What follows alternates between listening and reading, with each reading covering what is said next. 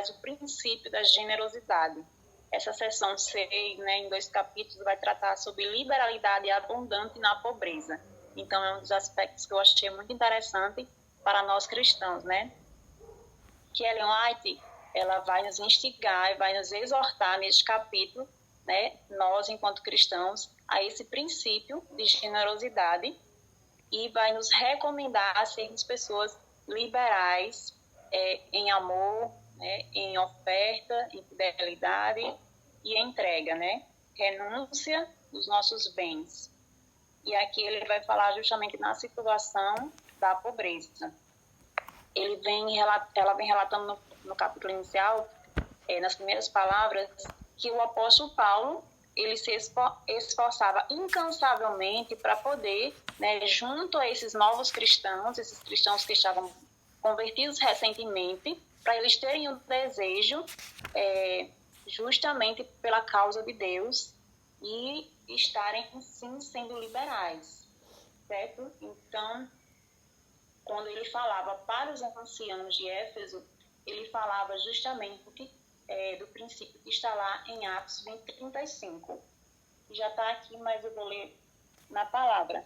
Diz assim: tendo mostrado em tudo que, trabalhando assim, é mister socorrer os necessitados e recordar as palavras do próprio Senhor Jesus, mas bem-aventurado é dar que receber. Então, eis o princípio aqui, de forma clara e declarada pelo nosso Deus, e também relembrada pelo apóstolo Paulo, quando ele fala, né, que a melhor coisa é dar do que receber. Então, Paulo ele ensinava isso aos cristãos conversos, e cada um ia contribuindo de acordo com o seu coração, porque era melhor dar com alegria do que dar com tristeza ou dar de uma forma forçosa. Ele não ensinava isso, pelo contrário, eles eram cheios do Espírito Santo a ponto de contribuir, sim, com amor, com gratidão. Então, todos os cristãos da Macedônia, mesmo sendo pessoas pobres em bens, eles tinham esse coração cheio do Espírito Santo de doarem e entenderem o propósito que era para o sustento do Evangelho. E eles não iriam ficar pobres por conta disso. Então, eles tinham, né, os cristãos judeus tinham a liberalidade como os conversos da Macedônia, de socorrer esses irmãos, de estar contribuindo com eles na sua pobreza, na sua necessidade mais urgente. E o apóstolo Paulo fazia sempre esse auxílio maior, né, com os irmãos. E isso aqui, o capítulo mostra que foi exemplo para todas as igrejas, esses irmãos da Macedônia, por eles serem liberais nas suas ofertas, mesmo em meio a muita prova e muita tribulação. E eles demonstravam, sim, alegria. Então, para vocês verem a diferença desse povo. Mesmo em profunda pobreza, que eles tinham, superabundou em grande riqueza da sua generosidade. Então, uma coisa que se opõe totalmente diferente à outra, né? Nesse aspecto de generosidade. Era uma extrema pobreza, mas eles eram grandemente ricos em doar, em serem liberais com os seus bens, mesmo com o pouquinho que eles tinham. E o apóstolo Paulo e Ellen White vai dizer, né, que a boa vontade dos crentes macedônios eram em sacrificar-se em consequência de sua consagração total. Ou seja, aqui está o segredo, né? Eles eram consagrados totalmente, ou seja, movidos pelo Espírito Santo de Deus de darem a si mesmo primeiro ao Senhor. Por isso que eles tinham um coração voltado para a obra do Senhor, em doar em prontidão, né? Não como algo forçoso, que com poder coercitivo, com insistência, né? Sempre falando e pedindo, vamos lá, irmãos, doem, vamos fazer isso por fulano, vamos ajudar essa causa, ou por esses pobres aqui. Não, Paulo não insistia, né? Isso aqui era movido, sim, essa ação, essa prática, esse princípio era movido pelo Espírito Santo do Senhor, porque primeiramente eles tinham entregado a sua vida ao Senhor. E eles estavam dispostos voluntariamente de usar os seus recursos para o sustento do Evangelho, né? Como o capítulo diz. Eles abdicavam todas as coisas para poder suprir as necessidades dos outros. Então é uma coisa muito bonita, né? esse ato. E aqui ele vai continuar falando desse zelo, né, que cada um tinha, de acordo com os bens que eles possuíam.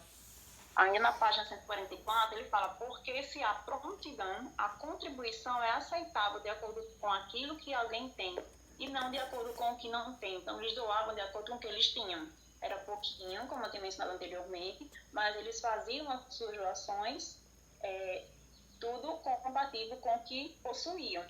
E mesmo assim, resultava em ação de graças, né? Outra parte que eu achei muito linda, que eu grifei aqui, eu acredito que é o livro Atos dos Apóstolos, na página 342 e 344, que diz: sua beneficência testificava que não haviam recebido a graça de Deus em vão. O que teria produzido essa liberalidade, senão a santificação do Espírito? Ele nos interroga. Aos olhos de crentes e incrédulos, foi um milagre de graça. Então, irmãos, aqui a gente vê que eles tinham esse anseio de estar ajudando a causa de Deus, primeiramente porque eles doavam a si, e também para salvar aquelas vidas que viviam em trevas. E tudo isso acontece por quê? Porque eles tinham a santificação no Espírito, né? Ele nos pergunta: o que teria produzido essa liberalidade se não a santificação do Espírito? Porque por nós mesmos, nós somos mesquinhos, né? Como a gente já até viu em outros capítulos anteriores, né? No subtópico generosidade recompensada, a gente vai relembrar e retratar a história que Elias, né, chegou como servo de Deus para atuar na vida daquela senhora, viúva de Sarepta, quando ela estava numa situação de penúria extrema, e na sua pobreza, na sua necessidade de apoio, né, momento de grande fome, e ela deu seu testemunho de fé ao receber esse homem, a aceitar o seu pedido de fazer de forma gentil, né, mesmo na situação de pobreza que ela estava, atendeu ao pedido do estrangeiro, e então ela repartiu com ele um pedaço de pão. E esse ato foi, diante de Deus, um ato muito valioso, né? Quando fala assim, lá no finalzinho, Elias disse contudo: não tenha medo, vá para casa e faça o que eu lhe disse. E assim ela fez. Quando o Senhor Deus de Israel diz o seguinte: a farinha na vasilha não se acabará, e o azeite da botija não se secará até o dia que o Senhor fizer chover sobre a terra. Então ela cria nesse princípio, e ela foi obediente ao ponto de, diante da situação que ela estava vivendo, ela não tratou de forma grosseira, porém ela foi uma fiel testemunha a Deus, né? Ela foi e fez tudo com bondade e generosidade. Ela usou o princípio aqui da hospitalidade, certo? Porque na situação que ela estava, ela precisava de apoio, mas só que ela foi aquela mão que estendeu. Não que Elias estava precisando, mas ela foi, aqui deu o exemplo, né? De confiar em Deus e ele suprir aquela necessidade.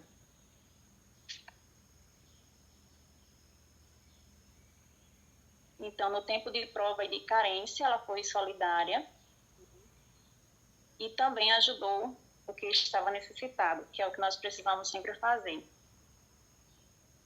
Deus prometeu em grande bênção, ele não mudou, o seu poder não é menor agora do que nos dias de Elias. Então, irmãos, o que é que a gente vê diante de tudo isso, né? Que Deus é o mesmo Deus que atuou na vida dessa senhora, nessa situação que não foi fácil. Se nós estivéssemos no lugar dela, a gente poderia ter outra atitude, talvez. Mas ela agiu com fé, né, confiando em Deus. E então, isso acontece que o nosso Deus não muda se nós confiarmos de tal maneira. Nesse outro subtópico, a Jus Moedinha já viúva também traz um princípio, né, que a gente sempre vem retornando quando a gente fala de questões de fidelidade, dízimos e ofertas. Nós retomamos a memória da história daquela mulher que foi fazer essa pequena doação, né, das suas ofertinhas, duas ofertinhas, de forma retraída, o texto fala, ela se achava muito, bem pequena, né? E então, com vergonha, chegou lá e fez aquele momento muito sublime e ofertou para Jesus tudo o que tinha. Porém, Jesus não viu nenhum sacrifício diante daquelas pessoas que estavam em adoração a Deus na igreja, no templo, mas apenas olhou, quando ela já tinha depositado, né, olhou fixo em seus olhos e viu realmente o seu ato majestoso, né? E ele diz assim: verdadeiramente vos digo que esta viúva pobre deu mais do que todos. Então aqui a gente vai ver princípios que estão envolvendo aspectos quantitativo e qualitativo, ou seja, a quantidade não foi muita, mas a qualidade foi maior. E Deus, ele é maravilhoso, né? Porque ele não olha para questões externas, ele olha para o interior. E aqui ele viu o interior dessa senhora. Ele acreditava que o serviço do templo era dedicado por Deus e estava ansiosa, né, a viúva, para fazer tudo o que lhe fosse possível para a manutenção dele. Então, ela entendia também esse princípio, ela foi de forma humilde e depositou porque ela já tinha entendido esse princípio anteriormente. O coração dela que fala, né, acompanhou a sua oferta. É o que nós precisamos fazer, né? Nosso coração precisa acompanhar a nossa oferta. Quando a gente vai doar para aqueles que estão precisando. Ou até para mostrar um ato de adoração a Deus. O valor foi avaliado não pela importância da moeda, mas pelo amor a Deus e o interesse para com a sua obra. E ela fez isso com motivação. Então aqui também já tem esse detalhe que a gente pode frisar. E o tempo está correndo, né? Então, Deus observou esse detalhe. Muitos ricos estavam ali dando as suas ofertas, oferecendo para Deus, talvez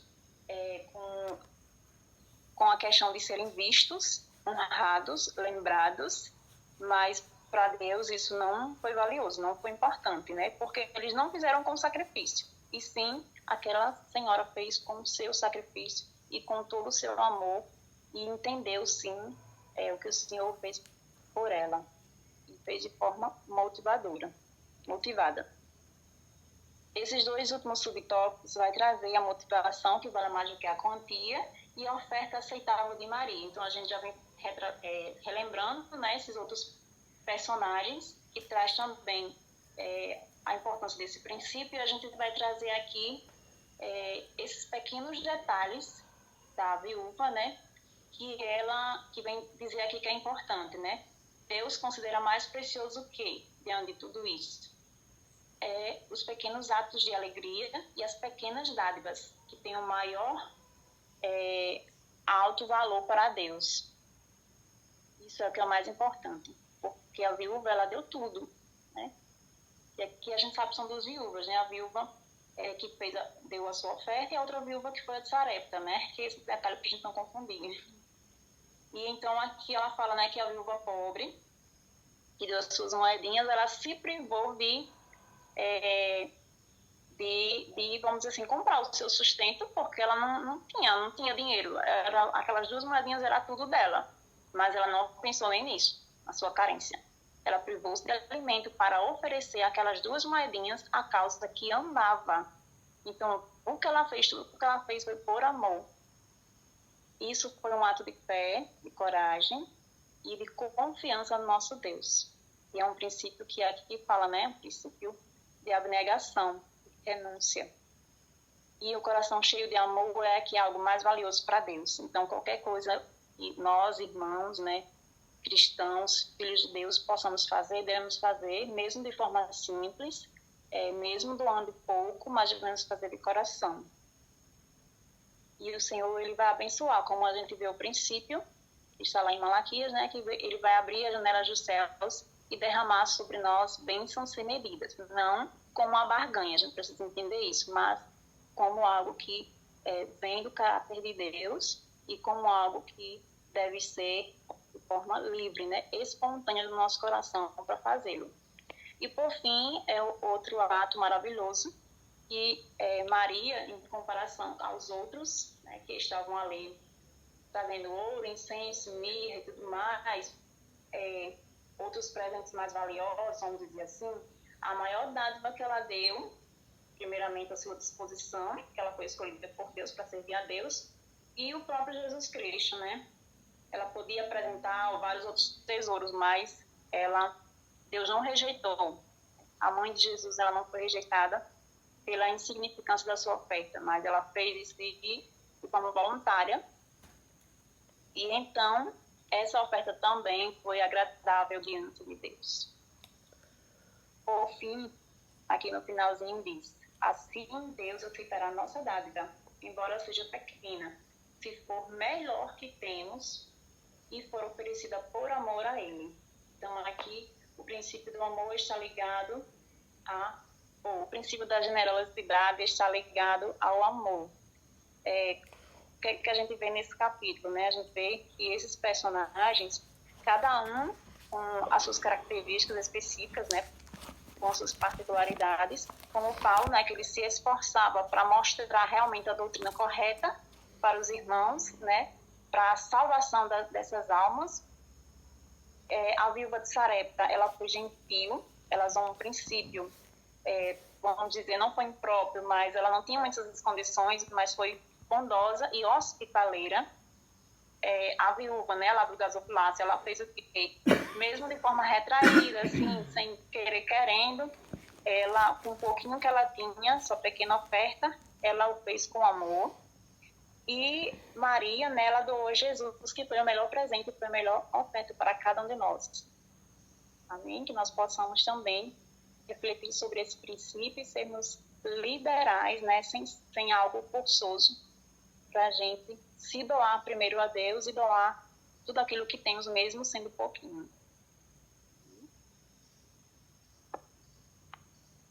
Vamos orar, né? Oremos. Pai Santo, Deus Eterno, Todo-Poderoso, somos gratos a Ti, Senhor Deus, porque temos a oportunidade, Senhor Deus, e também a responsabilidade de estar conhecendo esses princípios na Tua Palavra, instruído pela Tua serva Elinlac, também relembrando aquilo que os apóstolos, os personagens bíblicos nos trazem como exemplo, como testemunho.